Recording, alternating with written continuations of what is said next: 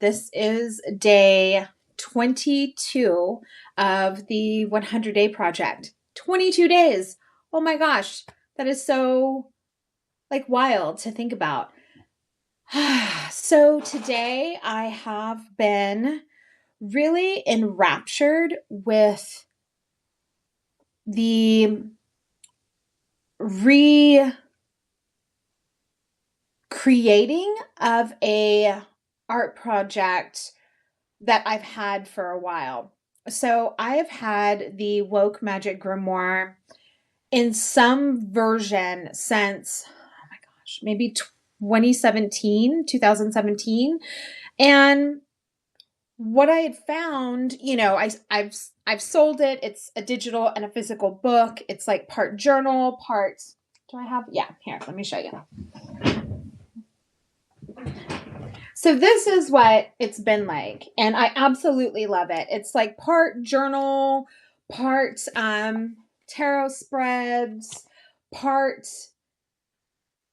tarot like card journal as well.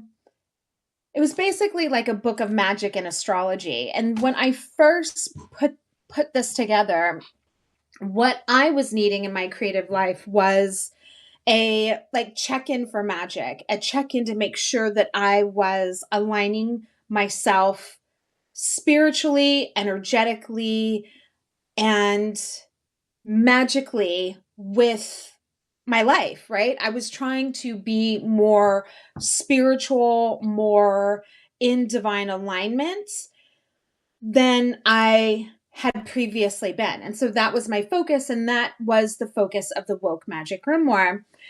Fast forward to last year, and I started feeling like, maybe a little even before that, I started feeling like what this had started as, it almost felt like like it flatlined, right? Like it hit like a point where there was nowhere else for it to grow within this container. And what I had noticed for myself as I was using it, because I use this book, it's a seasonal book of magic. So it aligns with the turning of the medicine wheel. And what I had learned when I was using this was that I was using it in a different way. I was using it in a way that was more in alignment with my wild dreams, more in alignment with where I wanted to grow as a human, as a soul, in addition to magic, right? But whereas the magic is in support of this radical transformation, in service to the wild dreams, in service to what it is I am building my life to be, versus a place for me to connect with spirit, because that has gotten so interwoven into everything, every moment throughout my day, that I didn't need a place to track it as much. What I did need was a companion on this wild dream adventure. And I had noticed that I started to use this a little bit differently. And I didn't think I was going to bring it back. I thought that the time had run its course with this book. But the more I sat with it, the more that I sat with the book, the more that I sat with like how I used it, I was like, and the book was like, and how I was using it was like, no, there is medicine in here for folks who are also trying to align their life with the natural, organic ecosystem, align their life with their medicine and magic, and use that to be and work with it, to be in service of what they're supposed to do in the world, their life purpose, their wild dream. And that's interesting. Okay. And so I got distracted by my own hair. And so when I sat down with how I was using the book, what the original intention of the book was, and this book, one of the book itself, like a whole new iteration of it came forth. And it felt, and I spent all day working and playing in it and bringing this wild vision that I had for this new version of the grimoire to life.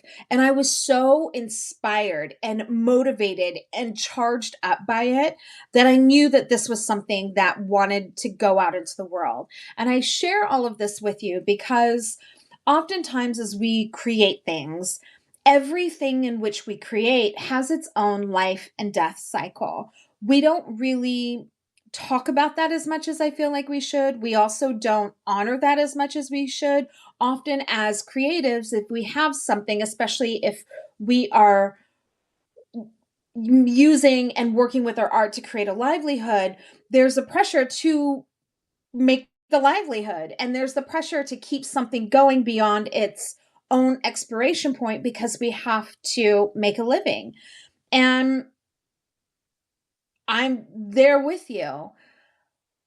But what I have learned through this and through other things is that the more that I try to force, the less potent the medicine is, the less energy exchange, monetary energy exchange I get for the art piece, the less, it's organically calling it in because it's not meant to be in the world as it is anymore. And listening to that, honoring that, feeling into a way to see what other potential, if at all, the art piece has, is a skill and a lesson I'm still learning. But today was one of those days where I was like, wow, this is a lesson come home. This is the lesson in the medicine that I've been trying to mentally understand made flesh. And the invitation here is to look at our creative projects, look at our art, look at the books we've written.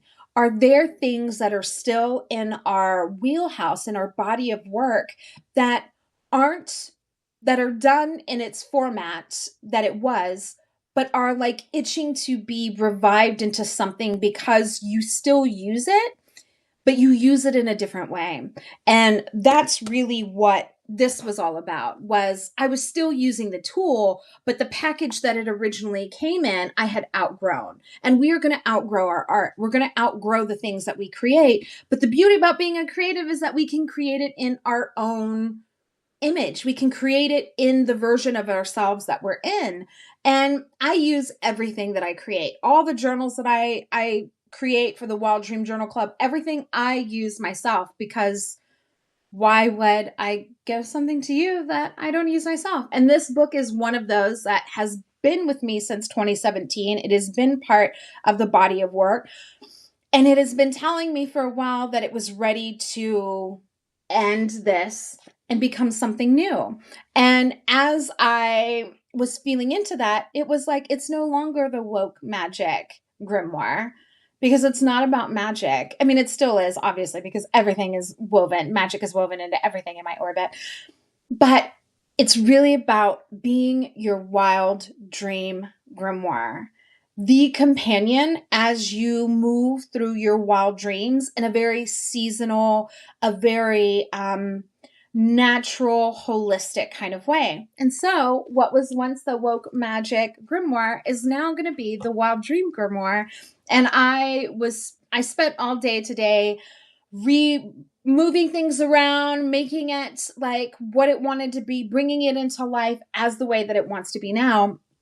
And I was so charged up by it, which is why I'm live a little bit later than normal. But I wanted to share that with you. The invitation is always to listen to your art, but then also listen to see if what it was you created is ready to go on the next phase of the journey with you. If it's not, it's perfectly okay. But if it says, yes, I'm ready to be something more, then feel into what that more is. So I hope that that is helpful.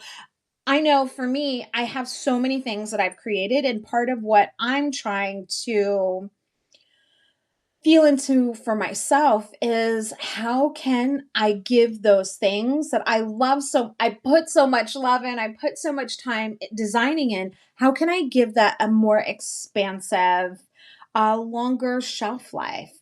Because there's medicine in everything that I've created. There's love in everything that I created. And I want to stop participating in this like cycle of like consume, consume, consume, and like the next best thing and looking for the next thing, and this whole cycle, and really like tap into the depth of the thing, right? And the way that I found that today was by listening to what this, who has been an amazing companion on my journey for the past years, this 2017, almost, 10 years, what it wanted to be. Hola, Jessica. And honoring that. And so take a look at your body of work. Look at the art pieces that you have and what you've already created, and see if they want to have a different breath in them. So that is the invitation for today. I'm going to go off and continue working on the new Wild Dream Grimoire. It's so exciting to say that out loud. I cannot wait for you to see it. Like, I'm probably going to give y'all a sneak peek when it's done. So I love you so much. Have a great Sunday. I'll see you tomorrow in Lakesh.